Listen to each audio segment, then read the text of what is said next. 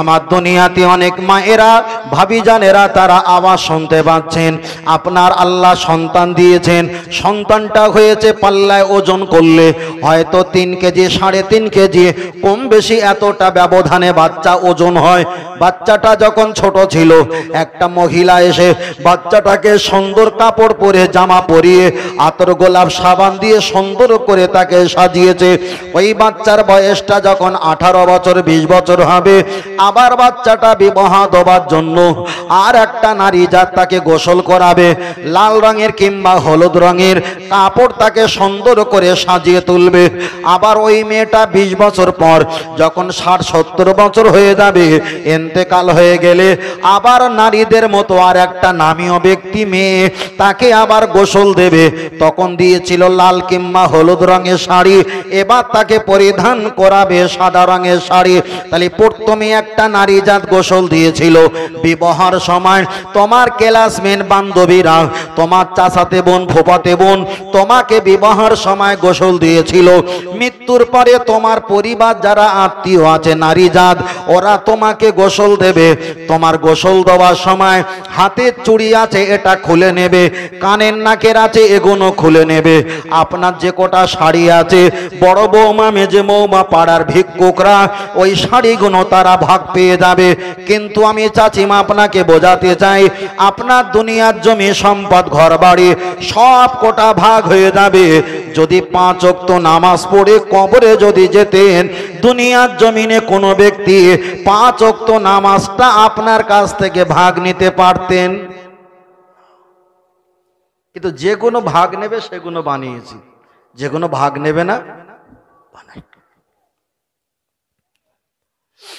চলেন আমি আপনাকে বোঝাতে চাই, লক্ষ্য করে দেখা যায় আমি কবরে কথা বলছিলাম। চলেন একটা বার আগিয়ে যাওয়া যাক। বিবাহ দেওয়ার সময় যেমন করে বরযাত্রী যায় আনন্দ উল্লাস করতে করতে যায়, ওই বরযাত্রী ছেলে কিংবা মেয়েকে আগে কিংবা মাঝখানে দিয়ে গার্ড নিয়ে নিরাপত্তার সঙ্গে বিবাহের ময়দানে বাড়িতে চলে যায়।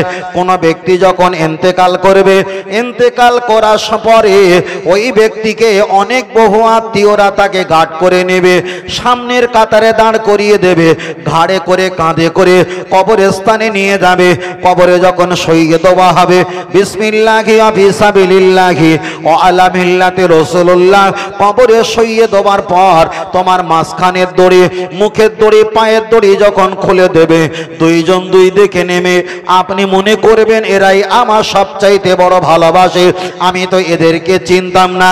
এক এক করে দুইজন যখন চলে আসবে, আপনি এত কান্না কাঁদবেন। কোনো একটা হাদিস শরীফে এসেছে, মৃত ব্যক্তির কান্নার আবেগ যদি একটা পাখি যদি বুঝতে পারে, 50 বছর ধরে ওই পাখিটা আসমানের দিকে ভয়েতে তাকাবে না। ও আমার চাচিমা বাবাজিরা দাদু ভাইরা, কবরে আপনি কান্নাকাটি করবেন, ওই কান্না চুল পরিমাণ কোনো কাজে আসবে না। আল্লাহর কোরআন জানিয়ে দিয়েছেন, সুম্মাস্তাগফিরনি গফারতু লাকা ওয়ালা উমালি, বান্দা তুমি আল্লাহর কাছে দোয়া চাইবে, চোখ থেকে যদি পানি জারি না হয়, যদি একটু কান্নার ভান করতে পারো, আমার আল্লাহ তোমার দোয়াটা কান্নার সঙ্গে মিলিত করে জিন্দেগির গুনাহকে আল্লাহ মাফ করে দেবেন। জোরে বলেন সুবহানাল্লাহ।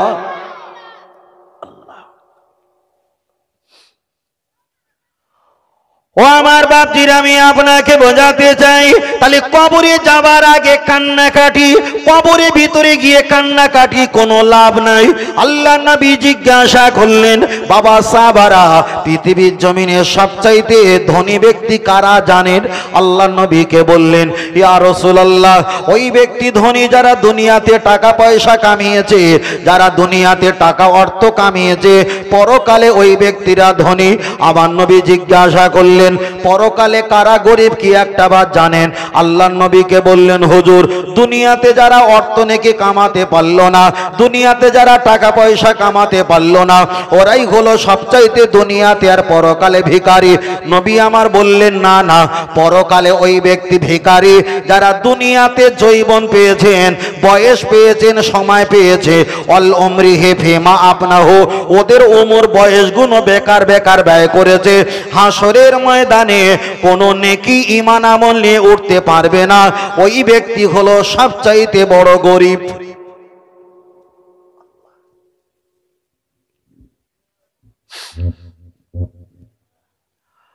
ও ছেলেরা, জওয়ানেরা, লক্ষ্য করে দেখা যায় তাহলে দুনিয়াতে সবচাইতে গরিব হলো ওই ব্যক্তি। আমি আপনার কাছে এখানে একটা করে ছোট করে কথা বলতে চাই। এখানে ছোট ছোট বাচ্চারা বসিয়েছেন, আলহামদুলিল্লাহ ভালো, এদের জন্য অশোনা এখন ইসলামে জরুরি নয়, তবে বসিয়েছেন এটা ভালো। ভালো, এদেরকে নিয়ে রমজান মাসে আপনারা রোজা রাখার জন্য সেহরি খাওয়াও, কিন্তু বাচ্চার প্রতি রোজা রাখা এখন ফরজ, অজিব হয়নি, কিন্তু শিক্ষা দেওয়ার জন্য ওদের জন্য আপনি রোজা রাখার ব্যবস্থা করেছেন, ওটা অবশ্যই ভালো। এদেরকে নিয়ে আল্লাহর কাবা শরীফে অনেকে হজ পাকে চলে যায়, আমরা ফেসবুকে ইন্টারনেটে দেখতে পাই। অবশ্যই বাচ্চাকে নিয়ে যাওয়া ভালো, কিন্তু ইসলাম বলেছে বাচ্চার প্রতি এখন হজ কিন্তু ওয়াজিব ফরজ হয়নি। বাচ্চাকে নিয়ে জুম্মার দিন চলে যাও, অবশ্যই এটা ভালো, কিন্তু বাচ্চার প্রতি জুম্মা নামাজ ফরজ হয়নি। বাচ্চাকে নিয়ে ঈদগার ময়দানে কিংবা 5 ওয়াক্ত নামাজে নিয়ে যাও, আমি এটা খারাপ বলবো না, অবশ্যই ভালো, কিন্তু বাচ্চার প্রতি নামাজ পড়া এখন ফরজ হয়নি। যে বাচ্চার প্রতি মিলাদ শোনা, যে বাচ্চার প্রতি ওয়াজ নসিহত শোনা, যে বাচ্চার প্রতি দেখা যায় সেহরি খাবার, রোজা রাখা, যে বাচ্চার প্রতি তারাবি পড়া, যে বাচ্চার প্রতি হজ পাকে করা, যে বাচ্চার প্রতি কুরবানি করা, শরিয়াতে এখন কোনোটা জায়েজ হয়নি। সেই বাচ্চাকে জোর করে এতগুলো নিয়ম পালন করা হয়, কিন্তু রাসূল আমার বলেছেন ইকরা ইকরা, আগে পড়ো পড়ো। বাচ্চাকে কোরআন শিক্ষা দেওয়া নবী আমার নামাজের আগে, রোজার আগে, হজের আগে, যাকাতের আগে, কুরবানির আগে বাচ্চাকে কোরআন শিক্ষা দেওয়ার কথা বলেছে। এ সমাজের মানুষেরা বাচ্চাকে রমজান মাসে রোজা রাখায়, হজ নসিহত শোনায়, জুম্মার দিনে নিয়ে যায়, চাকরিতে জয়েন করে, কিন্তু লেখাপড়ার সময় কোরআন কিন্তু হাতে দিতে চায় না।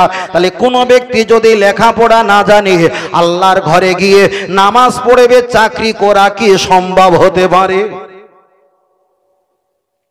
সম্ভব না। বিনা লেখাপড়া কি চাকরি হয়? ইমাম সাহেব হাত এমন করেছে, দেখা দেখি উনি এমন করেছে। ইমাম সাহেব কিছুক্ষণ পর সালাম ফিরায়, ইনিও সালাম ফিরায়। বুঝেন না কি হবে?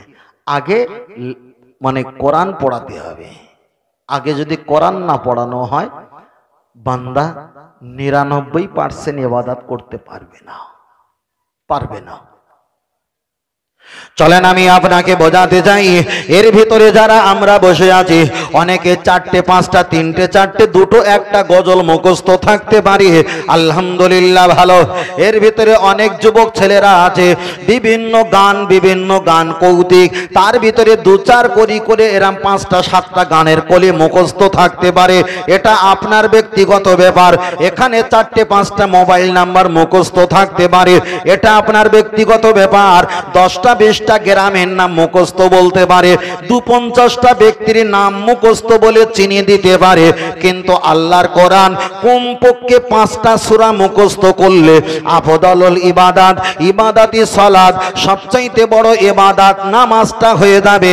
30-40টা গ্রামের নাম, 50-60টা ব্যক্তির নাম, 4-5টা গান, বিভিন্ন কোম্পানির নামগুলো মুখস্থ করে রেখেছে, কিন্তু বড় ইবাদাত করার জন্য কমপক্ষে ছোট ছোট 5টা সূরা এ সমাজের ছেলেদের মুখস্থ নাই।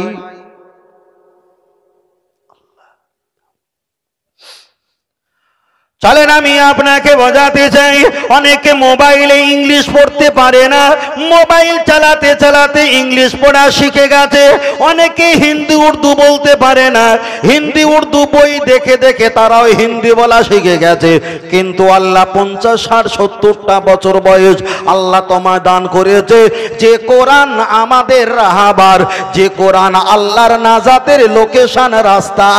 হিন্দি উর্দু ইংরাজি শিখলাম, কিন্তু নাজাত পাওয়ার জন্য আল্লাহর কোরআন শিখলাম নাকি? লস কার?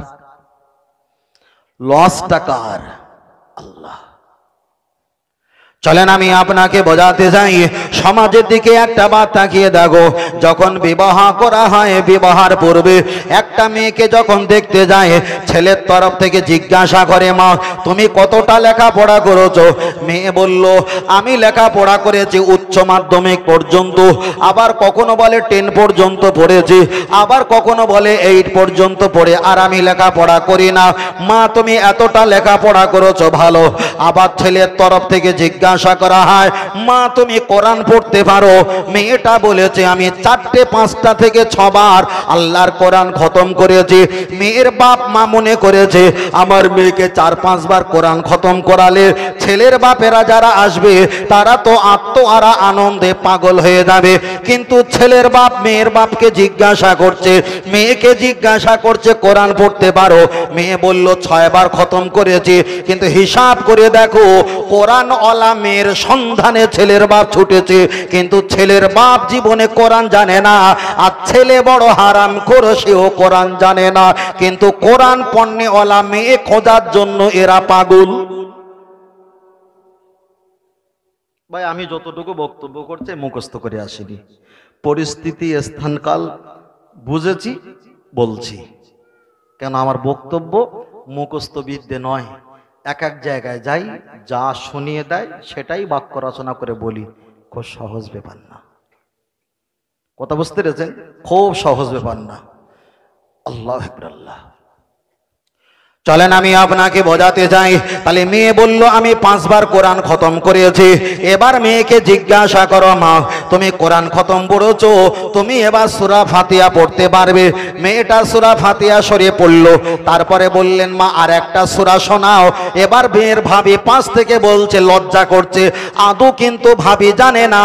আর ভাবির পাশে যে দালাল মেয়ে রয়েছে, সূরা ফাতিহার পরে আর কোনো সূরা জানে না। বিবাহ দেওয়ার জন্য 5 খতম কোরআন আর সূরা ফাতিহা মুখস্থ করা, এটাই ছিল টেকনিক, বাস্তবিক টেকনিক, অন্য কিছু না। ও আমার সোনা মানিকের, আমি আপনাকে বোঝাতে চাই, লক্ষ্য করে দেখা যায় মেয়েটা বিবাহ শাদী হয়ে গেল। বাড়িতে এসে দেখতে পায় আমার শাশুড়ি মা বিকাল বেলা চুল আঁচড়ে, চুলটা ভালো করে বিবুনি করে লাল ফিতে, 40 বছর বয়সে লাল ফিতে মাথায় দিয়ে রঙিন হলো শাড়ি পরে পুকুরের কাছে বাঁদরামো করে। বৌমা 3 দিন 4 দিন দেখার পর এবার বৌমা ও শাশুড়ির মতো ডিজাইন শুরু করবে না, করবে না। আমার শাশুড়ি মা যখন বিকেল বেলা একটু মার্কেটে সেজে গুজে যখন ছেলেদের মতো পুরুষদের মতো রাস্তায় ঘোরাঘুরি করে, বৌমা আর কতদিন ঘরের ভিতরে বসে থাকবে? বৌমা বলল, বাপ কা বেটা সিপাহী কা ঘোড়া বহুত জিয়াদা নেই হোতা তো থোড়া থোড়া হোতা। মা যদি এমন করে, মায়ের পরে যে বৌমা সেটাও মেয়ে সন্তান, তাহলে বড় বাঁদর যদি এমন করে, ছোট বাঁদর তো কিছু করা সম্ভব। কেন? বড় বাঁদর যেমন করবে, ছোট বাঁদর একটু একটু করবে। চলেন তার আগে একটা বলি। রসুল আমার হাদিস শরীফে বলেছেন, সেই জামানার আমার ওই কিছু উম্মতেরা এরা বাঁদরের চরিত্র অর্জন করবে। খুব ভালো করে বিষয়টা উপলব্ধি করবেন। রসুল বলেছেন, সেই জামানায়, আখিরি জামানায় আমার কিছু উম্মতেরা ওরা বাঁদরের চরিত্র ওরা ব্যবহার করবে। এখানে হাদিস শরীফে ব্যাখ্যা দেওয়া হয়েছে, বাঁদরের রূপ মানে বাঁদর যেমন করে, সেই জামানার উম্মতেরা তেমন করবে। আপনাদের যদি জিজ্ঞাসা করি, আপনারা বলতে পারবেন, তবে খেয়াল নেই। আমি বললে আপনাদের স্মরণ আসবেই আসবে। পৃথিবীতে যত প্রাণী খেলা দেখায়, সবচাইতে বাঁদরের খেলাটা রোমান্টিক। কেন? বাঁদর এমন একটা জাত তামাম পৃথিবীর মানুষের নকল করতে পারে। যদি বাঁদরকে বলা হয়, বাঁদর আমি একটা লাল অন্না দিলাম, নতুন বাড়ির মেয়ে যখন বিয়ে হয় আর বিয়ে হবার সময় নতুন বউ কেমন করে কাঁদে, বাঁদর কিন্তু দেখাবে। বাঁদরকে যদি বলা হয় একটা কৃষক বাঁকে করে মাথায় করে বোঝা নিয়ে যায়, কেমন করে হেঁটে যায়, বাঁদর কিন্তু দেখাবে। একটা বাঁদরকে যদি বলা হয়, ও বাঁদর তুমি একটা কাজ দেখাবে। কোনো ব্যক্তি যদি চুরি করে, চুরি করার সময় কেমন ভাবমূর্তি নেয়, বাঁদর কিন্তু দেখাবে। রসুল তো এটাই বোঝাতে চেয়েছে, সেই জামানায় আমার কিছু উম্মতেরা এরা বাঁদরের চরিত্র অর্জন করবে। তাহলে বড় বাঁদর যদি এমন করে শাশুড়ি, তাহলে ছোট বাঁদর বৌমা তো এমন করবে না, করবে না। কেন? তুমি দেখে নিয়ে এসছো কোরআন পড়া দেখে। তোমার যে শাশুড়ি, ওনার যখন বিয়ে হয়েছিল তোমার দাদা শ্বশুর, তখনও দেখে নিয়ে এসেছিল কোরআন পড়া দেখে। ওরও কোরআন কলজে গেছে, আর ওর যখন কলজে গেছে তোমার মতন মেয়ে তোমারও কলজে না দিয়েও কবরে যাবে না।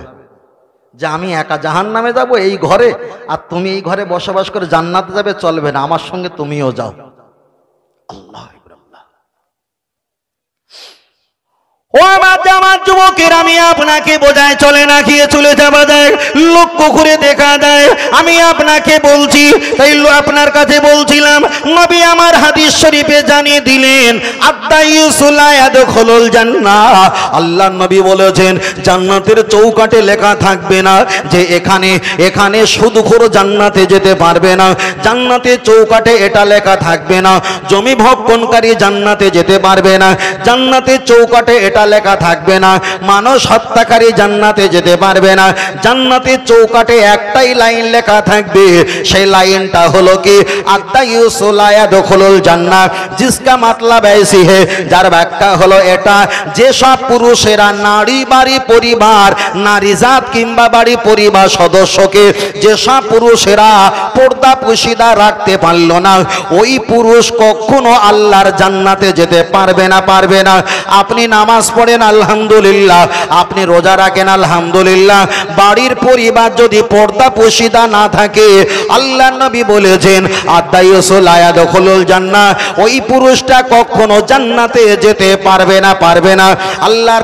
আল্লাহর কোরআন জানিয়ে দিয়েছেন একটা মেয়ে কমপক্ষে 13 থেকে 14 জন পুরুষের সঙ্গে কথা বলতে পারে। 14 জন পুরুষের সঙ্গে দেখা যায় দাঁড়িয়ে কথা বলতে পারে, মুখ দেখাতে পারে। আল্লাহর কোরআন বিবরণ দিয়েছে, তার ভিতরে গুটি কতক নাম বলি। 1 নম্বরে হলো নিজের বাপ, 2 নাম্বার হলো আব্বা যদি ইন্তেকাল হয়ে যায়, মা যদি জওয়ান যুবতী থাকে, নতুন করে একটা স্বামী যদি গ্রহণ করে, এই মেয়েটা 2য় মায়ের স্বামীকে বাপ বলে ডাকতে পারবে, তার সামনে ইচ্ছা মতো দাঁড়িয়ে কথা বলতে পারবে। এমন করে নিজের ছেলে আবার নিজের ছেলের ছেলে, এমন করে নাত জামাই, এমন করে মামা, এমন করে চাচা, এমন করে ভাই এবং ভাইপো, এমন করে 14 জন আল্লাহর কোরআন বলেছে। 14টা পুরুষের সঙ্গে একটা নারী কথা বলতে পারে, দেড়লেন করতে পারে, আদার্স কোনো ব্যক্তির সঙ্গে কারণ সাক্ষেপ করতে পারে না। কিন্তু আমি আপনাকে বোঝাতে চেয়েছি, একটা মেয়ে যদি রাস্তায় দাঁড়িয়ে যায়, ইচ্ছা মতো যদি দাঁড়ায়, ইচ্ছা মতো যদি ঘোরাফেরা করে, পাড়ার আত্মীয়, পাড়ার মেহমান, পাড়ার বিভিন্ন পুরুষ ব্যক্তিরা তারা বাজারে যায়, নবী আমার হাদিস শরীফে বললেন আহাব্বু আবগাদু ইলাল্লাহি আসওয়াদুহা, পৃথিবীতে সবচাইতে নিকৃষ্ট জায়গা হলো বাজার। যারা বাজারে বেশিরভাগ সময় কাটায়, ওরাই যেন শয়তানের সঙ্গে মিলিত হয়ে গেল। আমি আপনাকে একটাই কথা বলেছি, যে সব পুরুষেরা নারীকে পর্দার অধীনে রাখতে পারে না। নারী যদি একা জাহান্নামে যায়, ওর স্বামী জাহান্নামে যাবে, ওর বড় ছেলে জাহান্নামে যাবে, ওর বড় ভাই জাহান্নামে যাবে, ওনার দেখা যায় ছেলেটাও জাহান্নামে যাবে। তাহলে 1 নম্বরে বড় ছেলে, 2য় নম্বরে হলো স্বামী, 3য় নম্বরে হলো বাপ, 4র্থ নম্বরে হলো ভাই। এই 4টে পুরুষকে ধরে জাহান্নামে নিয়ে যাবে। তাহলে আপনার স্ত্রী যদি রাস্তায় গল্পগুজব করে, আপনার স্ত্রী যদি বেপরদা চলাফেরা করে, আপনার স্ত্রী একা জাহান্নামে যাবে না, কমপক্ষে 4টে পুরুষকে জাহান্নামে নিয়ে যাবে।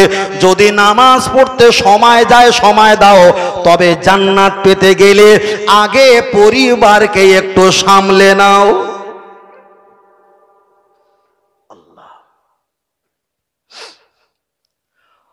ও আমার বাপজিরা, আমি আপনাকে বোঝাতে চাই, মসজিদে যখন আজান হয়, মায়েরা মাথায় কাপড় দেয় না।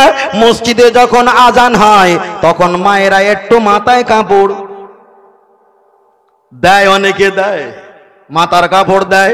তাহলে মাথায় যখন কাপড় দেয় মায়েরা, বোনেরা, আমি বলছি না যেটা খারাপ, অবশ্যই ভালো, কিন্তু মাথায় কাপড় দেওয়া আজানের সময় দিতে হয়, তার আগে খুলে রাখতে হয়, এটা কোন ধরনের ফতোয়া?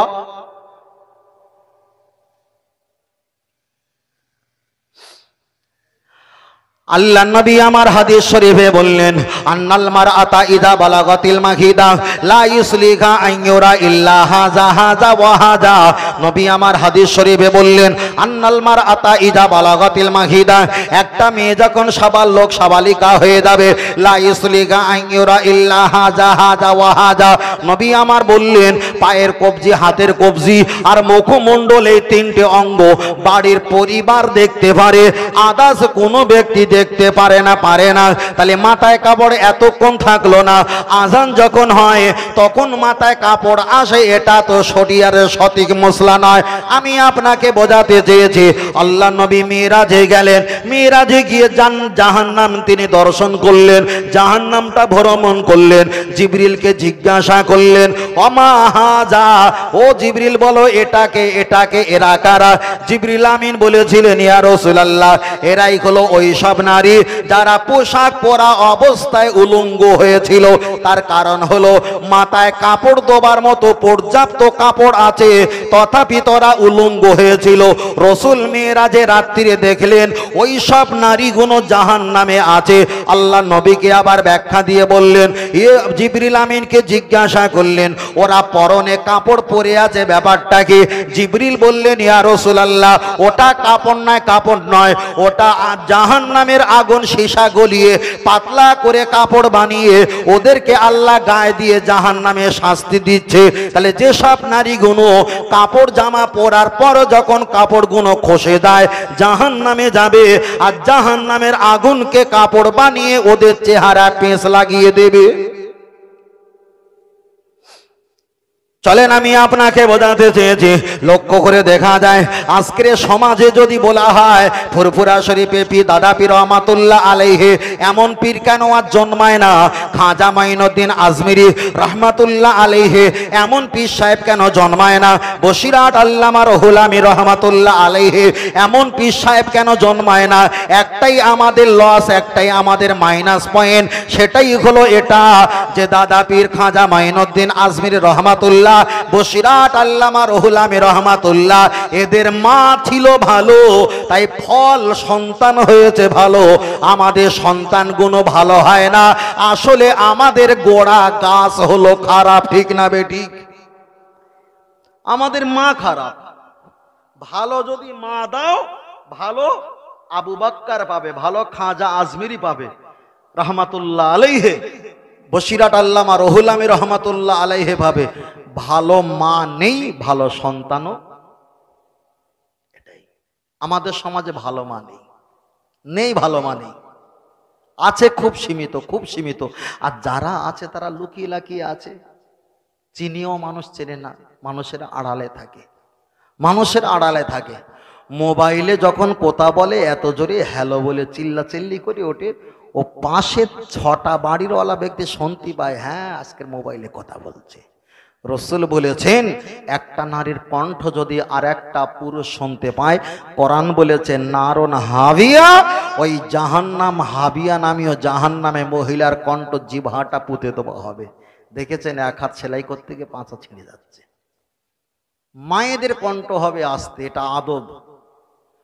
মায়েদের কণ্ঠ হবে খুব আস্তে, নরম আওয়াজে, সুরওয়ালা আওয়াজে, বাড়ির পরিবার সদস্যের ভিতরে। আমি বলছি বলে কি খারাপ পাচ্ছেন নাকি? অসুবিধা হচ্ছে? আমার দেখা যায় ভাইজান মাহফুজুল্লাহ ভাই, তিনি এসেছেন, তিনি আমার পরে অনেক কথা বলবে, কিন্তু বলার দায়িত্ব তো আমাদের, আর শোনা আপনাদের, আর পালন করা উভয়ের, ঠিক না বে ঠিক?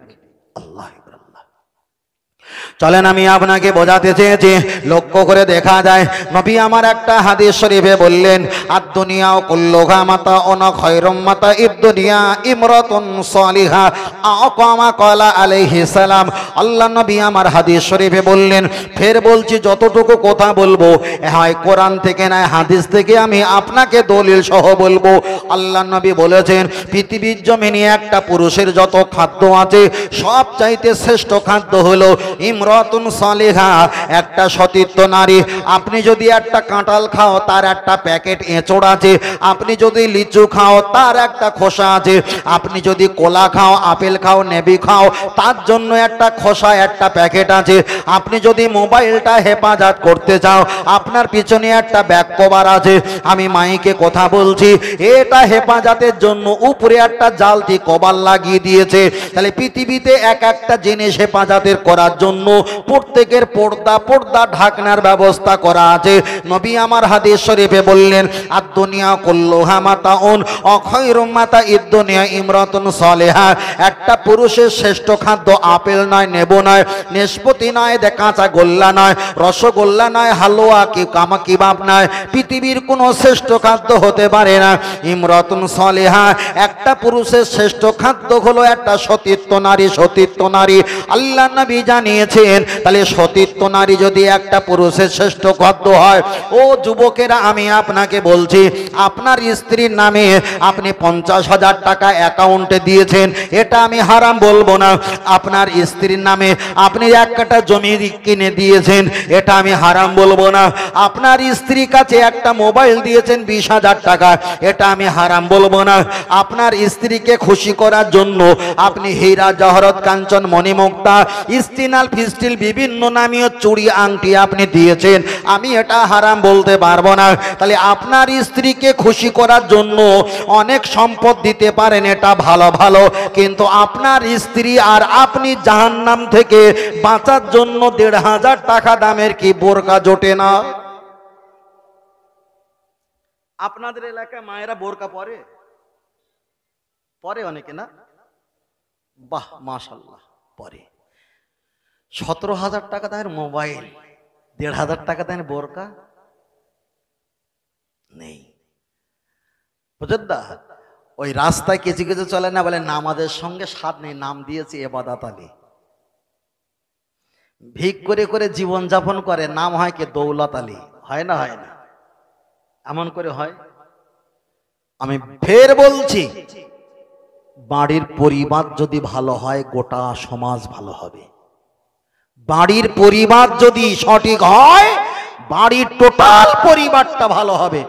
বাড়ির পরিবার যদি ভেজাল হয় টোটাল বাড়ির পরিবারটাই ভেজাল হবে। একদম এটা শেষ কথা। আল্লাহ, চলেন আমি আপনাকে বোঝাতে চাই, আপনার বাচ্চা যখন ঘুমাবে, আপনার বাচ্চা ঘুমালো কিংবা নাই ঘুমালো ভিন্ন ব্যাপার, কিন্তু আপনার বাচ্চা যখন খেতে বসবে, আপনার বাচ্চার খানার বাসনের প্লেটের তলায় একটা দস্তরখানা দেবেন। আপনার বাচ্চাকে বলবেন ডান হাত দিয়ে খাওয়া শুরু করো, আপনার বাচ্চাকে বলবেন বিসমিল্লাহ বলে খাওয়া শুরু করো, আপনার বাচ্চাকে বলবেন পানিটা 3 ঢোকে খাওয়া শুরু করো। আপনার বাচ্চার সঙ্গে কোনো আত্মীয় সম্পর্ক হলে আপনি বলবেন সালাম দাও, সালাম দাও। এটাই আপনি শিক্ষা দেবেন। আপনার বাচ্চার গাঁটনো নিচে প্যান্ট পায়জামা ইজের লুঙ্গি যদি ঝুলে থাকে, অবশ্যই সেটা পুরুষ বাচ্চা হলে আপনি অবশ্যই নাবের উপরে কিংবা গাঁটনোর উপরে আপনাকে অবশ্যই তুলতে হবে। কেননা মা আসফালা কাবাইনি মিনাল ইজারে ফিন্নার, যারা গাঁটনো নিচে পাঞ্জাবি পায়জামা ইজের ঝুলিয়ে রাখে, সালাসাতুল্লাহ ইউকাল্লিমুহুমুল্লাহ, আল্লাহ 3 শ্রেণীর সঙ্গে কথাবার্তা বলবে না। ওয়ালা ইয়ানজুরু ইলাইহিম, আল্লাহ তাদের দিকে রহমতের নজরে তাকাবে না। ওয়ালা ইউযাক্কিহিম, আমার আল্লাহ জীবনে তাদের গুনাহ maaf করবে না। ওয়ালা হুম আযাবুন আলীম, আমার আল্লাহ তাদেরকে জাহান্নামে দেবে। কিন্তু আমার নবী আমার বললেন, তাহলে একটা পুরুষ যদি গাঁটনো নিচে পাঞ্জাবি পায়জামা ইজের লুঙ্গি যদি ঝুলিয়ে রাখে, এর জন্য যদি একটা পুরুষ জাহান্নামে যায়, সমাজের দিকে একটা বার তাকাও, নারীরা গাঁটনোর উপরে কাপড় তুলেছে আর পুরুষেরা গাঁটনোর নিচে কাপড় ঝুলিয়েছে, ঠিক না বেঠিক? এমন প্যান্ট পরেছে বুট জুতো কিংবা স্যান্ডেল জুতোর ভিতরে 4-5 কড়া করে ভিতরে প্রবেশ করেছে, মনে হচ্ছে পৌরসভা থেকে ঝাড়ুদার পাঠিয়েছে। আহা, কি লাভ? পুরুষদের গাঁটনোর উপরে পড়তে হবে আর নারীদের গাঁটনোর নিচে মানে মাটির সঙ্গে যেন লেগে থাকে এমন পরিবেশে পড়তে হবে। যে ধুলো জড়াবে এ কথা বলছি না, মানে অনেকটা নিচু, এটাই আমি প্রাসঙ্গিক বোঝাতে চেয়েছি। আল্লাহ, ও আমার জওয়ান যুবকের, আমি আপনাকে বলছিলাম পারিবারিক বিষয় সম্পর্কে অনেক খুঁটিনাটি মশলা আমি বলেছি। চলেন আপনার কাছে আর একটা বার এগিয়ে যাওয়া যাক। আপনার বাচ্চার কোরআন শিক্ষার কথা একটু বলবো, তারপরে আর একটা বিষয় বলবো, তারপরে দুটো বিষয় বলে আমার বক্তব্য ইতি টানবো। তাহলে পরিস্থিতির উপরে আমি আপনার কাছে নির্ভর করে কিছু বক্তব্য আপনার কাছে পেশ করতে আমি বাধ্য হয়েছি। আমি বলছিলাম লেখাপড়া ছাড়া ধর্ম পালন করা যায় না। ইকরা আগে আপনাকে পড়তে হবে, পড়তে হবে। ও বাপজিরা, আমি আপনাকে জিজ্ঞাসা করি,